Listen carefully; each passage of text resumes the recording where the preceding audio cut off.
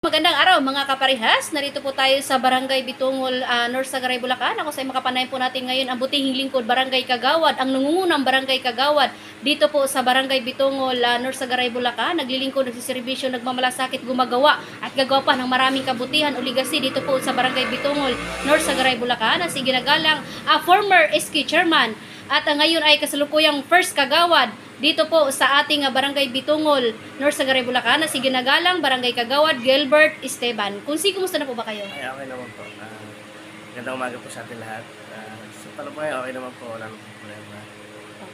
Kunsi, may tanong ko lang po, ano na po ba ang ating, kumbaga saan po ba tayo na ilagay ni Kapitan bilang committee natin ngayon sa ating nasasakupan? Ang napunta po sa committee ay Committee on Livelihood, Committee and sa mga pabahay po, sa mga housing po.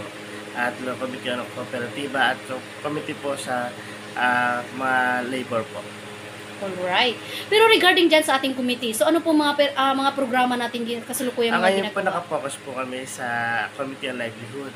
Dahil ito po ay kailangan na kailangan dito sa ating barangay.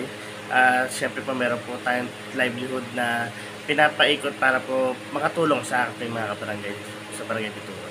Okay. So regarding for the livelihood program, so ano po itong nabanggit niyo po kanina na regarding sa mga pangkabuhay na pwede nating ipagkaloob sa ating mga kabarangay? Yung sa livelihood po, ang pangkabuhay po na pinagkakalob namin ay meron po kaming tatlong grupo ngayon na inalagaan. Ito po yung sama ng mga kababaihan dito po sa barangay Bitungol at yung sama ng magsasaka at samahan po ng mga ito po yung kooperatiba ng rug making na kung saan kung po yung nagbibigay ng mga tela. Ito po ay binibigyan namin po ng para sa kanila, tapos sila naman po ang magbabalik ito sa amin. Tapos para po yung makita doon, sa kanila na po mapupunta. Sa pag-aalaga naman po ng mga biik, nagkaroon po kami ng proseso na kung saan ay mamamahagi kami na kapag nanganak yung biik, ay mamamahagi kami ng dalawang biik, tapos ipapasa po namin sa mga susunod na miyembro ng kanila pong samahan.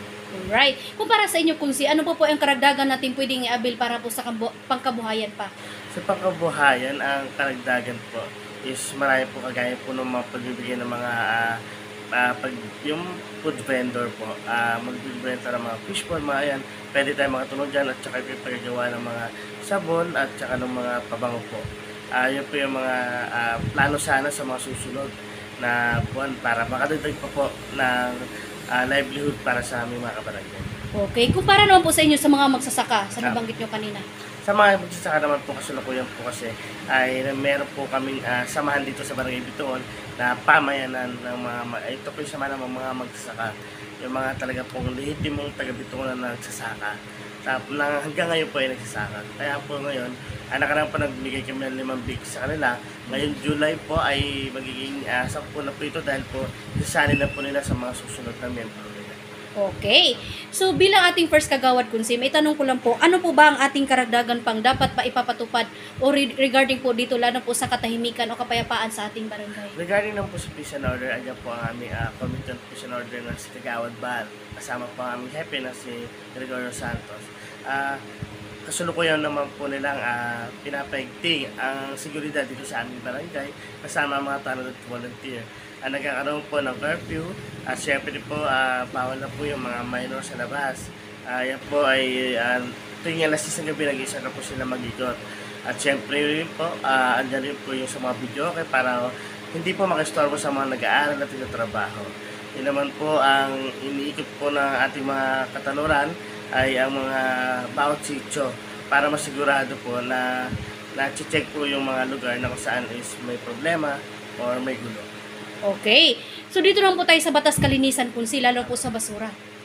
Sa Batas Kalinisan naman po ay kasalukuyan naman po ang weekly cleanup drive sa pangunguna po ng aming Committee on Livelihood ay Committee on Environment na si Gawa Jerry Spiritu at kasama po ang mga volunteer namin. Dito po ay kasalukuyan nagbibigay po kami po ay naglalaan ng araw para po sa weekly cleanup drive na linggo-linggo po talagang ini-implement para po sa kalinisan at kaayusan ng ating barangay.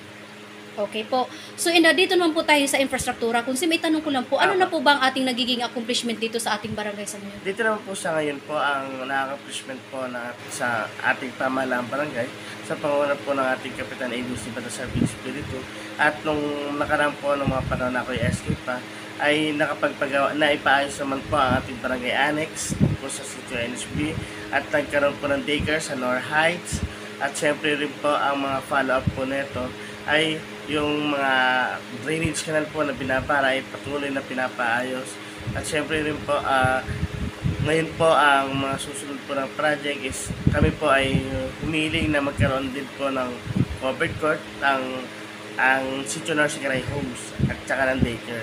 Kasi sila na lang po yung walang sariling daycare po dito sa ating barangay. Okay. Kumpara naman po sa inyo, Kunsi, ano po ang dapat pang i-priority, lalo na po sa ating infrastruktura o sa mga paggawain? Paano po ang karagdagan action ang dapat?